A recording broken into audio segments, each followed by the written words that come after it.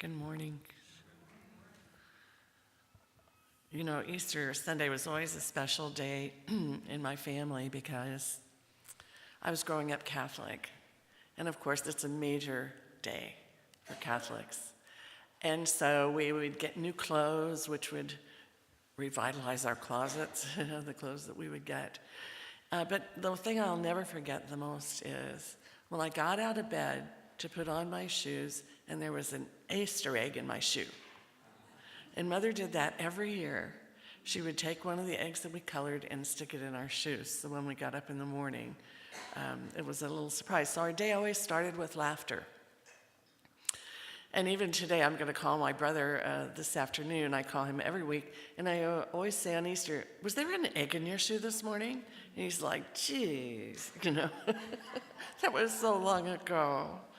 Well, then we would go to my grandmother's house in Fort Laramie, Ohio. All the cousins would be there. And all year long, Grandma ate Cheerios. Anybody know Cheerios? And all year long, she would take the little coupon on the Cheerio box and stick them away, because then she would get a catalog and redeem her little box tops and fill our Easter bags with all these little things she got from the Cheerios. So we would all line up in the dining room, and there would be this big sideboard, I guess you call it, with at least 12 baskets for all the cousins, and each one was different. And so I'll never forget those days. It was really, really special. And so when I found this teaching, all of a sudden my life changed, and I'm sure yours probably did too. Because we have this personal blossoming ceremony to help wake up maybe that within you that's been buried or you haven't thought about for a while. Because in each one of these flowers, it has bloomed from a seed, and they're just gorgeous this morning, and they reflect the beauty that lies within each one of you. Recently, I heard that Carl Jung said, he was a great psychologist, he was talking about the morning of our lives, that time between maybe 18 and 30 years old, the morning of our lives, and then the afternoon of our lives from about 30 to 50, and then the evening of our lives after that. And he happened to say, the truths in the morning of our life become a lie in the afternoon. And I thought, well, I don't know about a lie, but they sure become different. And then I was listening to a CD by Wayne Dyer this week, and he talked about just this thing. And he had read a book called Quantum Change, which described the work of two major psychologists, William Miller and Janet Baca. And they did a huge study of thousands of people over many, many years. They invited people who had either had one of those aha spiritual experiences or actually felt the presence of God in themselves. She calls them quantum experiences. They invited people from all over to join in this study. And then they tracked them. If they were between 18 and, let's say, 30, they were in the morning of their life. And then they tracked them again later when they were in the afternoon of their life. And they asked them two questions. What happened? And how did things change over time? And it was the values that we hold at times shift over time. And it resurrected, which is why I love this story, I resurrected values that are so precious to us as those we find on the spiritual path. So I thought you might find this interesting. And they said whether it was an aha experience or an experience of the presence of God, there were 4 characteristics that were in each experience. They were very vivid. I mean, you really felt it, heard it, saw it, whatever. And it was a surprise. It was totally unexpected. Sitting on your front porch, all of a sudden, bam, you get this experience. And it was very kind, and it was permanent. It was enduring. So those characteristics was what they were looking for in the people that they invited into their major study. So I want to ask you, has anybody had one of those quantum experiences? I know I have. Anybody had that experience? Couple? Okay, well, you'll learn something about this, and then you may want to invite one into your life. So these, they called signature moments, when they had this aha about God or this feeling of God's presence. And I'm just going to call it, instead of quantum experiences, a QE, okay? It'll just be a QE. Because what happened was they had profound shifts in their values, their relationships, their emotions, and their behavior. The participants were asked about their values in the morning of life before the QE, and then later in life when they were in the afternoon of their life. What changed? What was important before, and what was now important after, years after? So here are some of the results, and they're different for men and women. So men, before this QE, this quantum experience, in the morning of their life, 18 to 30 years old, the number one value was wealth, accumulation of wealth. Most men had it programmed into them. It's important to make money, it's important to have a 401k, and there was a lot of talk in the morning about accumulating financial independence. But in the afternoon of their life, the number one value shifted to spirituality, feeling a sense of being close to God. The second value prior to the QE was a sense of adventure. These young men wanted adventure. Let's go out and ride the rapids. Let's climb a hill. You probably get that feeling. A sense of youthful adventure, kind of like macho things that men like to do when they're young. But after the QE, 10, 15, 20 years later, their second value became personal peace, wanting to be a peaceful human instead of a striving human. They wanted to get rid of all that stress of trying to achieve what everybody thought you should be doing as a young man. The third value prior to the QE was achievement. In the morning of life, climb the ladder of success, get to the top, achieve your goals, get promoted. But after the QE, 10, 15 years later, their third value was family, caring for family, making sure the family was cared for and loved. The fourth value prior to the QE for men was having a sense of pleasure. Let's get fun, let's get laid, let's have some sex, let's feel good, let's have a drink, Let's just have a good time. And after the QE, the fourth value became living God's will, whatever that was. Fifth value prior to a QE was to be respected. A man has to be respected. But after the quantum event, QE, 10, 15 years later, the value was honesty. Others would say that they were honest. That was a value that they hold, that they walked their talk. The sixth value prior to the QE was having fun, no worries, just have a good time. But after this quantum experience, the value was humility. Letting go of ego. We really don't have to be better than other people. But for women, very different. For women, the number one value in their teens and 20s before a quantum experience was having and raising a family. Now that makes total sense to me. But after the QE, in the afternoon of life, the number one value became personal growth. Feeling like I am someone who is a good wife and mother, but it's also important to be a good person. For women, the second value prior to the QE was to have a sense of independence. I know my mother preached that to me a lot. You gotta be a secretary so you can always find a job. Gotta be independent. But after this quantum event, years later, the second value turned into having high self-esteem, feeling good about herself, being around people who see her as worthy. The third value prior to a QE for women was having a career. Oh yes, I remember that. But after the QE, the third value turned to feeling spiritual, seeking spirituality.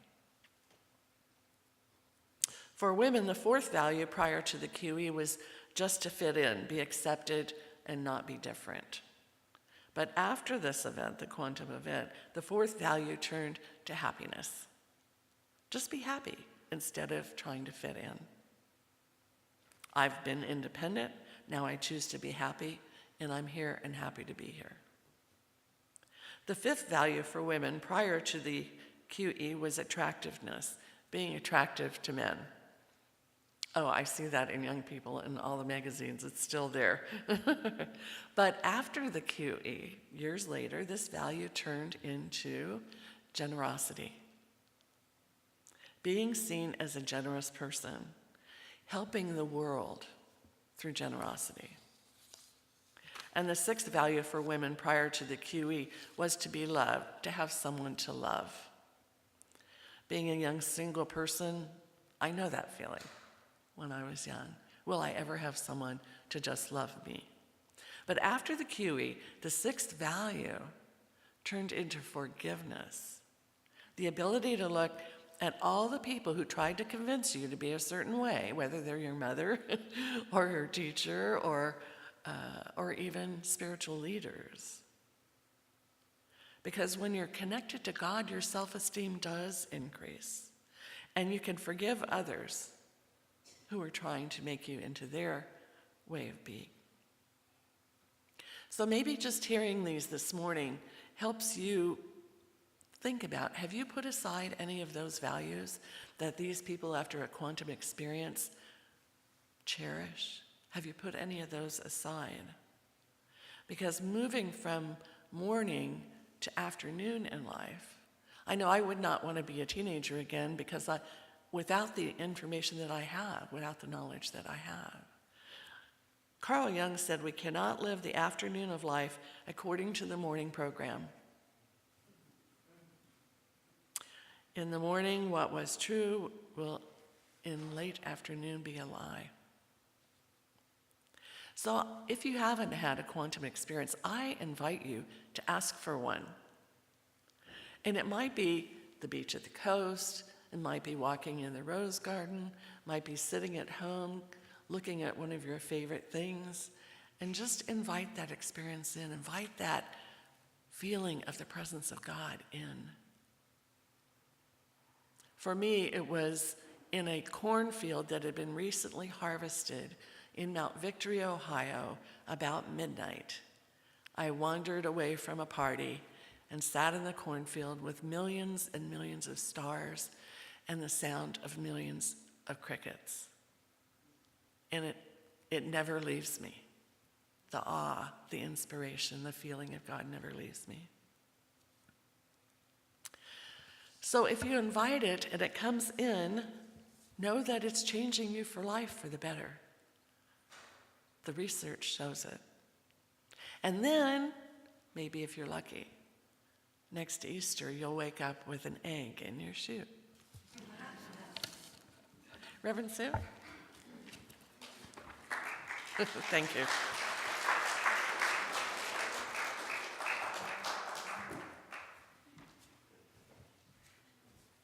Good morning. It was fun.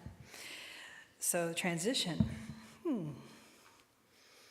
From the Easter egg in the shoe to resurrection. That was a quantum experience for Jesus, wasn't it? Right? So I wanted to share a few moments of your time reflecting on the definition of the resurrection according to the Science of Mind philosophy. And in the glossary of the textbook, it states, rising from a belief in death, a restoring or a renewal. We recognize that life is an unfoldment and must necessarily culminate in a victory over death. Jesus made it plain that we should do even greater things. He taught us that the kingdom of heaven is not reached through the gateway of death, but by overcoming our limited beliefs while here, by recognizing the Father, the divine, the love within.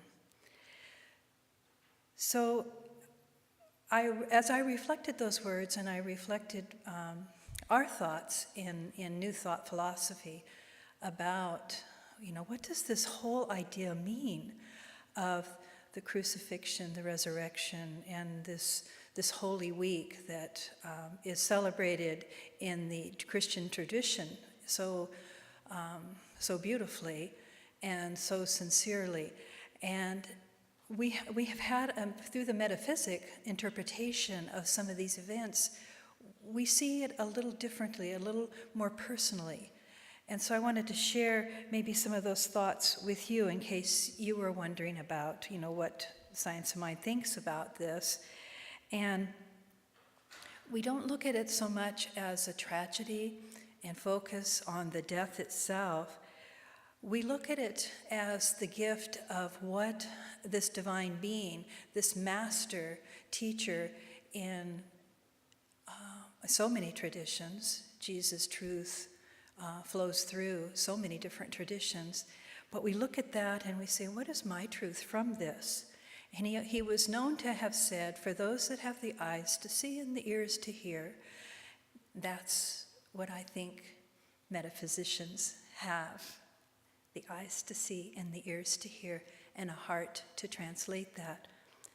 And so we're looking at this, some of the ideas that the actual crucifixion gave us. And I take this information from Charles Fillmore, who started the Unity Church.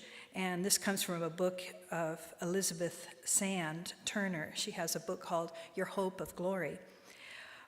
But listen to these, a couple of ideas. I'm not going to go through all of these statements, but there's one in particular that has always made me hesitate.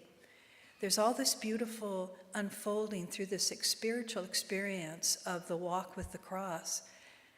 And then there's this moment where Jesus says, "Why hast thou forsaken me?" You remember that line? Something to that effect. And I thought, well, that is the human condition sometimes we feel when we're in those moments of maybe quantum experience. Why is this happening? And we might dip in our faith, and we might get confused. That's one way to look at this. But there was an interpretation from a couple of other ministers that I wanted to share with you, the Aramaic translation of those words. And just another way to look at this. So the translation, in the Aramaic, it had said, Eli, Eli, lamana sabachthani, translated as, my God, why hast thou forsaken me? However, when they reviewed that through the Aramaic text, it was Eli, Eli, lamana sabachthani. Totally messing that up because I don't speak Aramaic. But the translation, listen to this. My God, it is for this purpose I have come. Isn't that different? And if nothing else, allow it to stretch our understanding. Everything we try to do in the walk of life and the spiritual journey is to stretch into a greater understanding of a profound truth, to have these quantum experiences daily, to allow us to wake up to this heartfelt truth. I find that settled me in such a way. It's for this purpose I have come. And these ministers went on to say, we are here to recognize, develop, and actualize our innate divinity in our current body. It is possible, like Jesus, we have come to be the best Christ that we can be. This has so much power to me, to this revelation of truth, to look deeper into the teachings of Jesus and some of the ideas that the symbols of the cross. I remember talking about this last year, that the vertical being that divine conduit, that we are this divine channel of this truth. And then the horizontal crossbar is how we're living our journey. And this is where we walk as in our humanity, aligning in the center of our heart with our divinity. And so that the idea of the cross to us becomes more of a symbol of our journey, and how we carry that journey, how we choose to allow this idea to carry us in our experiences that we go through.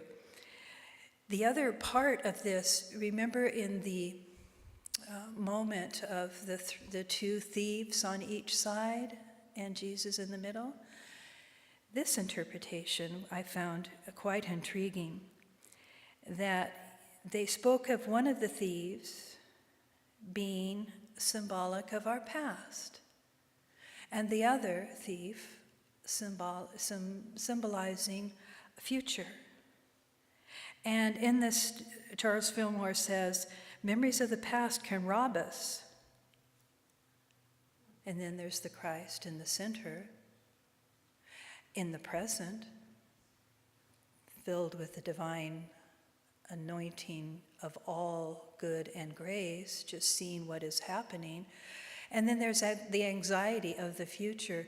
And they sort of demonstrated in the personal profiles of these two thieves, the anxiety, and then also the person just in his regret for all the stuff he'd done in the past. So past, future, and then presence. So just another way to look deeper, to allow this story to imprint upon us, what do I do with this now? What do I allow this story to shift in me? Knowing that if I so choose to allow a higher understanding to live inside of me now, to see that Jesus was its example, and allowing his whole spirit to be in the hands of the divine, demonstrating his teaching of a lifetime. God is the meaning behind everything, is what Jesus' constant message was. It is not I that do this, but the Father in me. And you can do this and more when we allow ourselves to let go and allow that divine inspiration to move through us, to be that. So there was also in our Science of Mind textbook, the spirit that raised Jesus, and this was from the Romans part of the Bible. The spirit that raised Jesus dwells in us all. This spirit quickens our mortal bodies when we let it. Here is the lesson in mental and spiritual healing. As truth dawns from the subjective state of our thought,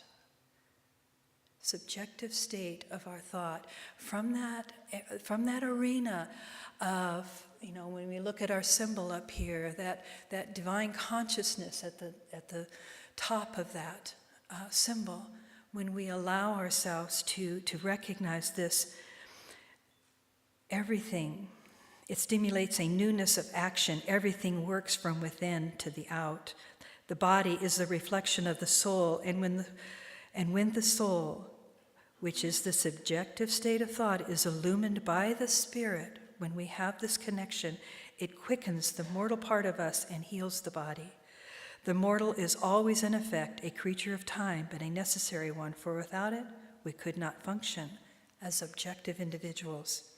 Now that seems so heady, but there's another passage, and I just can only quickly touch upon that from the hidden messages in the Bible, where the whole idea in the metaphysical thought, that Adam was the body, the humanness of us. That whole part of the Bible is our human experience. And then you move into the gospel part of the teaching, and it starts to shift into the deep knowing, into that quantum leap, into that experience of that Christ knowing in each one of us. And I find that absolutely heartwarming to realize that there is no death. There is only this eternality of the soul.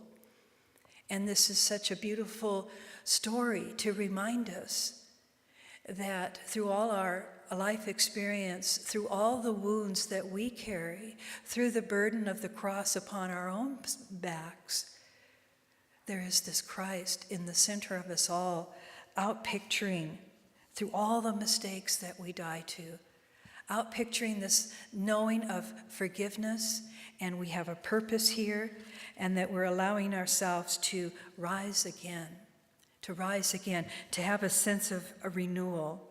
So he says, man fell, Adam fell, and then man will have to rise. God will never desert us, but will ever manifest himself into any who consciously partake of the divine nature.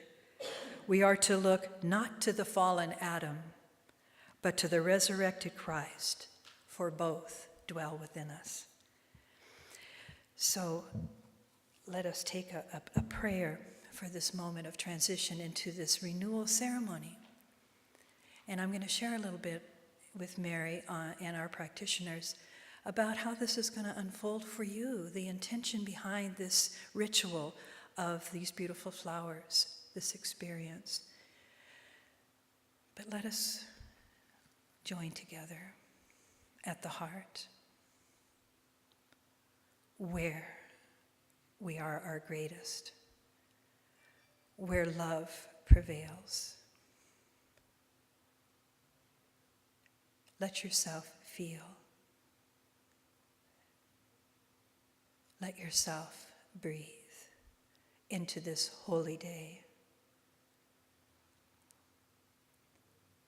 And as we take this pause, as we allow our day of celebration to be unhurried and reflective and important and life-changing, we see that we are so divinely in tune with this presence. It is the light. It is the life. It is the beauty. It is the love, the grace that we walk and breathe. It is this divine knowing that we are an instrument. We are the embodiment of this grace, of this truth, and we rise again. We resurrect ourselves from the history of our life experiences, and we allow them to translate into the now, into the very present moment, without any anxiety for the future. We stand resurrected and renewed in a choice to walk our walk, to walk our talk, to allow ourselves to be the divine truth, to allow ourselves to walk with grace, to walk in love. I give thanks for your choice, for my choice, to show up in a sanctuary of love and to discern a deeper truth. What is mine to know? What is mine to live? And so be it. I give thanks. And in gratitude, I leave this word. For as the word is spoken, it is done unto us as we believe. And we believe in love. And so it is. Mary and practitioners, they're standing.